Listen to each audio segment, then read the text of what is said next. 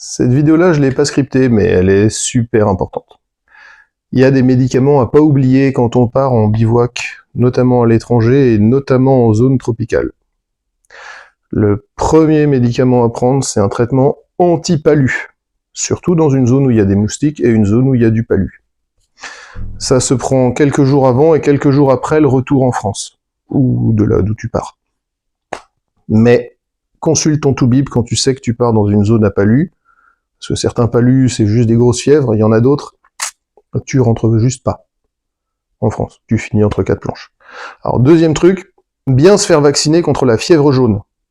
Le moustique qui va te coller la fièvre jaune ressemble comme 2 gouttes d'eau à son copain qui va rien te faire à part une grosse cloque sur le poignet.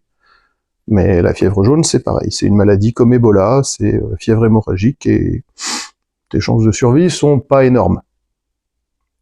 Troisième chose, c'est très dur, très dur, d'éviter de boire de l'eau. Donc parfois, on achète une bouteille d'eau dans une boutique qui a traîné dans la glace. Glace qui vient du robinet qui va te coller une diarrhée épouvantable. Alors c'est pas à chaque fois, mais prévois un antidiarrhéique solide.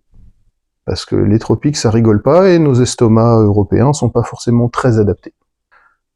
Pareil, si t'es en bivouac et que t'es à 4 heures du point le plus proche, du paracétamol, un truc contre les maux de tête, des fois que tu chopes trop de chaleur, c'est très bien aussi.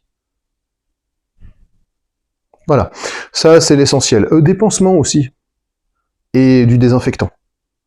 Ouais, parce que là je me suis planté un hameçon dans le doigt, j'étais bien content d'avoir du désinfectant avec moi, parce que je sais pas depuis combien de temps l'hameçon était sur la canne, combien de bouches de poisson il a traversé avant de rentrer dans mon doigt. Donc du désinfectant, c'est plutôt bienvenu. Des pansements, du désinfectant. Si tu peux, une petite couverture de survie, ça t'évitera de te geler la nuit, par exemple, quand t'as oublié un duvet. Voilà. Puis je ferai une vidéo aussi sur qu'est-ce qu'on emmène quand on voyage en bivouac léger. Parce que des fois on doit partir, on peut pas emmener grand chose, les bagages en soute ça coûte cher, et si tu veux quand même voyager, il y a des astuces pour voyager avec du matériel de bivouac dans un sac à dos.